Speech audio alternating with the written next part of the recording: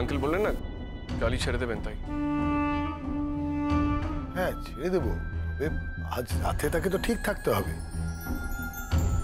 যদিও ঠিক থাকে তাহলে কাল সকালে ডিসচার্জ করে দেবো, কারণ নার্সিং হোমে থেকে বিল বাড়ি তো লাভ নেই। আচ্ছা বলো, বাড়ি গিয়ে রেস্ট নিক না। আবির বাবা, তোমার সাথে আমার একটা কথা ছিল। কি আন্টি? কথাটা তুমি বলবে না আমি বলি? তোমার যদি বলতে ইচ্ছে করে তুমিই বলো। এত ইন্টারেস্টিং কথা বলার লোভটা আমি ছাড়তে পারছি না। কি কথা বাপি? আরে তোদের বিয়ের কথা। কিন্তু ও তো আমার সঙ্গে ভালো করে কথাই বলছে না। ও মেয়ে না খুব বোকা। তো গাদির মাধ্যমে অনেক কিছু বোঝানোর চেষ্টা করলো। তুই যদি না বুঝিস তাহলে এটা ওর দোষ না। আচ্ছা ঠিক আছে, দাঁড়াও দাঁড়াও দাঁড়াও। মিমি, তোমাকে আমি একটা কথা বলছি। তুমি কিন্তু কখনো আর আবিরের সাথে খারাপ ব্যবহার করবে না, মনে থাকবে কথাটা? তোমার এই মেজাজটা না একটু কমাও, বুঝেছো? পাগলি মেয়ে। হ্যাঁ আবির, আমি যেটা বলতে চাইছিলাম, এই রবিবারই আমি তোমাদের রেজিস্ট্রিটা সেরে ফেলব, আর একটা পার্টিও দেব। হোয়াট?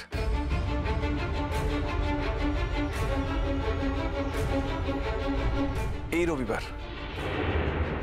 কেন আবির, এই রবিবারে কি অসুবিধা? রোববার ওর বাড়ি যাবার কথা, শনি রবিবার ওর বাড়ি না গেলে চলে নাকি? এই শনিবার রবিবার প্রোগ্রাম ছিল বলেই বাড়ি যেতে পারিনি, সেটা নিশ্চয়ই তুমি ভুলে যাওনি।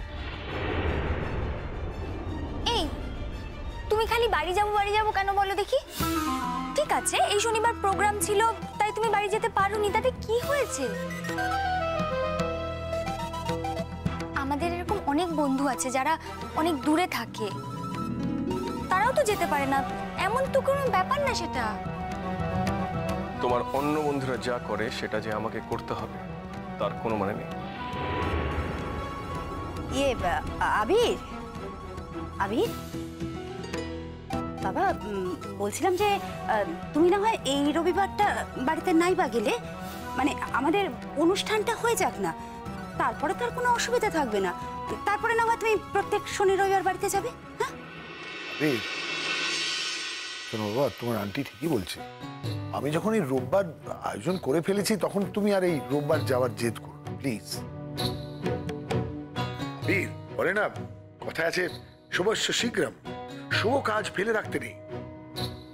তাই রোববার যখন ডিসাইড করেছি চট করে বিয়েটা দিয়ে ফেলি।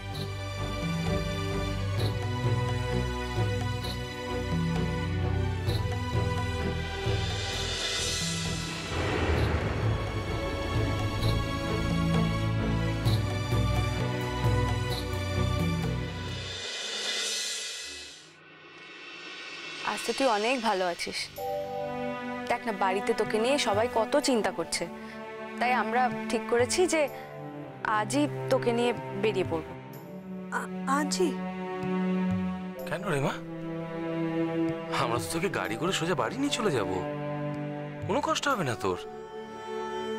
কেন, তুই কি আরেকটা দিন এখানে থাকতে চাইছিস? ডাক্তার কিন্তু ডিসচার্জ করে দিয়েছে, মানে বলেছে ইনফেকশনটা অনেক কমে গেছে, আর মানে বাড়িতে নিয়ে গিয়ে একটু রেস্টের মধ্যে থাকলেই হবে। কার জন্য থেকে যেতে চাইছিস তুই এখানে? তুই বুঝতে পারছিস না কার জন্য? কোনো প্রয়োজন নেই শালুক, আসতে হবে না আবিরকে, এখানে আসতে হবে না। ও তো কাল এসেছিল। সে তো দয়া করে, তুই হসপিটালে আছিস, খবর পেয়ে দেখতে এসেছিল নিজের বিবেকের দংশন থেকে বাঁচতে। কেন সেটা তুই বুঝতে পারিসনি? আমি চাই শালুক তুই ঘুরে দাঁড়া। কাল ও যখন এখানে এসেছিল আমরা সবাই ওর সঙ্গে খারাপ ব্যবহার করেছি, কারণ আমরা চাই যে ও বুঝুক যে ও যেটা করেছে সেটা ভুল করেছে। হ্যাঁ, শিক্ষা হওয়া উচিত। ইউনিভার্সিটিতে এসে ও নিজেকে কি ভেবে নিয়েছে ভগবান জানে।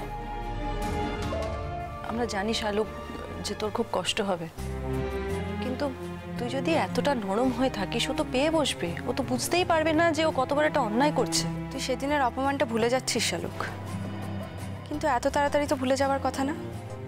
তুই ভুলতে পারছিস কি করে বলতো? মেয়ে বলে কি ফেলনা নাকি, তুচ্ছ নাকি? কতগুলো বন্ধু বান্ধবের সামনে দাঁড়িয়ে ও যেভাবে তোকে অপমান করলো, এমনকি তোর পরিচয় পর্যন্ত দেয়নি। ও বোধহয় আমার পরিচয় দিতে লজ্জা পেয়েছে। তোর নিজের পরিচয় তুই নিজে তৈরি কর শালুক, সেটাই হবে এখন থেকে তোর সব থেকে বড় কাজ। ও যদি তোর দিক থেকে মুখ ফিরিয়ে নিতে পারে, তাহলে তুই কেন পারবি না? না ফুলদি, ও আমার থেকে মুখ ফিরিয়ে নিতে পারে না। এমন ঘটনা কোনোদিনও ঘটতেই পারে না। তাহলে যে চন্দ্র সূর্যই উঠবে না গো। তুই ওই আনন্দেই থাক। মুখই যদি ঘুরিয়ে না নেবে, তাহলে ও তোকে ফোন করে না কেন? আর বাড়ি যাওয়াই বা এত কমিয়ে দিল কেন বল? তার থেকেও বড় কথা, তুই যখন অসুস্থ অবস্থায় ওর কাছে এলি, ও তোর সঙ্গে কি ব্যবহারটা করলো? এই ব্যবহারটা করা ওর উচিত ছিল? আমি তোকে টেলিফোন করে আগেই জানিয়েছিলাম যে তুই খুব অসুস্থ, আমি তোকে নিয়ে এখানে ডাক্তার দেখাতে আসবো ওর এখানে। তো সেটা শুনেও কোনো গরজ দেখায়নি। এর থেকে বড় আর কি হতে পারে? এর থেকে বড় অপমান আর কিছু হতে পারে না একটা মেয়ের। শালুক, আমি তোকে বলছি তুই অপমানটা মেনে নিস না। বড় মামুও খুব রেগে গেছে। যদিও বড় মামু আমাকে বলেছিল ওকে জানাতে, কিন্তু আমি জানাইনি। কে জানি কিভাবে খোঁজ নিয়ে ও এখানে এসেছিল। তবুও বাড়ির কেউ ওকে ছেড়ে কথা বলবে না, আর তুইও ওকে ছেড়ে কথা বলিস না শালুক। শালুক, আমরা যা বলছি তোর ভালোর জন্যই বলছি। আমি তো বাড়ি চলেই যাচ্ছি রাঙাদি। এখন আর ভালো ব্যবহার খারাপ ব্যবহার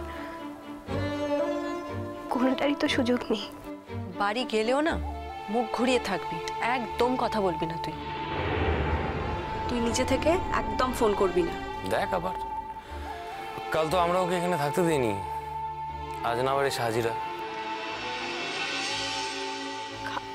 কাল যখন এসেছিল তখন কি আমি ঘুমিয়েছিলাম? আমার একবার মনে হয়েছে আমি ওকে দেখেছি, আবার একবার মনে হচ্ছে দেখিনি। তুই তখন একদম ঘোরের মধ্যে ছিলি। কাল তোর খুব বাড়াবাড়ি হয়েছিল না, তাই জন্য। না হয় আমরা ওকে বকেইছিলাম, কিন্তু ও যদি তোকে সেরকমই ভালোবাসতো, তাহলে না ও বাইরে দাঁড়িয়ে থাকতো, হসপিটাল থেকে চলে যেত না। শালুক, হসপিটাল থেকে চলে যেতে পারলো কি করে? আমি তো সেটাই বুঝতে পারছি না, তুই বল আমাকে। সবই আমার কপাল গো। যার প্রথম জীবনে সুখ হয় না, তার কোনোদিনই হয় না। আমার কপাল যদি খারাপ নাই হবে, তাহলে কি আমার মা এত তাড়াতাড়ি আমায় ছেড়ে চলে যাবে? না, আমার বাবা আমার সঙ্গে কোনো যোগাযোগই রাখবে না। শালুক, কথায় কথা বাড়ে। যা ঘটে গেছে সেই কথা নিয়ে কথা না বলে তোর নিজের হাতে যেটা আছে সেটা নিয়ে কথা বল না। আমার নিজের হাতে কি আছে ছোটন? তোর হাতে সব আছে শালুক। তুই যদি চাস তাহলে আবিরকে টেক্কা দিতে পারিস। স্বামী স্ত্রীর মধ্যে কি টেক্কা দেওয়ার সম্পর্ক ফুলদি? দরকার হলে দিতে হবে বই কি।